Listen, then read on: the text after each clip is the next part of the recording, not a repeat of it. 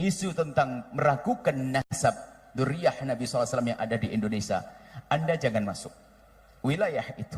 Itu akan merusak hubungan hati Anda kepada sesama kaum muslimin. Sudahlah, Anda tidak usah ikut membahas masalah ini, tidak usah ikut-ikutan. Karena apa? Semuanya hasilnya adalah gara-gara ini menjadi renggang hati kaum muslimin. Ustadz dengan ustadz renggang, kiai dengan para habaib renggang.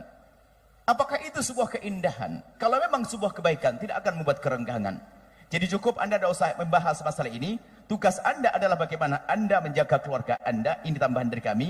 Rumah tangga Anda, anak-anak Anda, tidak perlu Anda ikut dalam wilayah caci maki, olok-olokan. Anda akan rugi. Anda akan rugi dalam yang demikian. Ini adalah termasuk upaya-upaya menjauhkan kita daripada baginda Nabi Muhammad SAW dan termasuk ulama. Karena dari kalangan yang saat ini lagi dimusuhi oleh sebagian orang, mereka bukan saja disebut sebagai dzurriyyah Nabi, juga di antara mereka ulama-ulama Rasulullah. Ulama, kalau sudah kita dijauhkan dari mereka, kita jauh daripada ulama.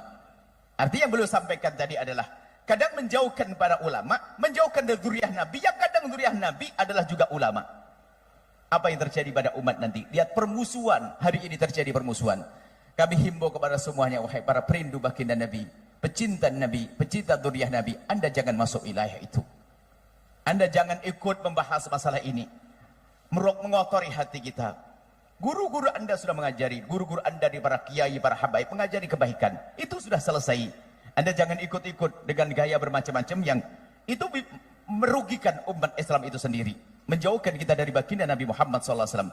Kami lanjutkan apa yang beliau sampaikan.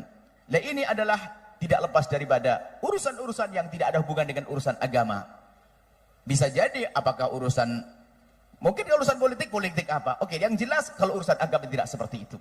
Tidak menanamkan kebencian. Urusan agama tidak akan menanamkan kebencian. Urusan agama tidak akan menanamkan caci maki. Urusan agama tidak akan menanamkan dendam. Urusan agama tidak akan menanamkan perpecahan. Kalau urusan agama akan menjadikan orang semakin indah, bukan menjadi sebab permusuhan. Sehingga mungkin rambu-rambu, selagi sesuatu yang dihadirkan kepada kita kok menjadikan sebab kita bermusuhan, pasti itu bukan bagian daripada agama Nabi Muhammad SAW.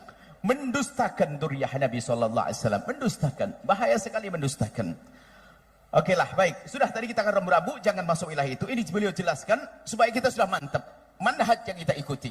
Alhamdulillah kita bisa ngaji, kita bisa belajar, kita bisa memperbaiki rumah tangga. Ini pun kita masih sering berantakan. Bagaimana kalau kita sibukkan dengan sesuatu yang menjadikan rusak umat ini? Kemudian beliau juga sampaikan bahwasanya akhirnya yang merusak adalah akhlak. Bagaimana seorang sudah bisa mencaci maki ulama hanya gara-gara dia adalah diduga keturunan Nabi, apa dia diduga dibatalkan, diduga sekedar dugaan saja. Wah, dugaan bahasanya dia tidak sambung dengan Nabi. Gara-gara dugaan begini, lihat, menjadi menafikan ilmunya. Padahal menduga ini adalah ada babnya sendiri masalah ilmu. Kami mohon maaf tidak masuk ke wilayah itu. Kami ingin kukuhkan apa yang sudah Anda pegang itu sudah benar. Guru-guru Anda, para ulama, para kiai, para habaib itulah yang mengajarkan ilmu kepada sudah Anda pegangi. Anda tidak usah pikir yang macam-macam.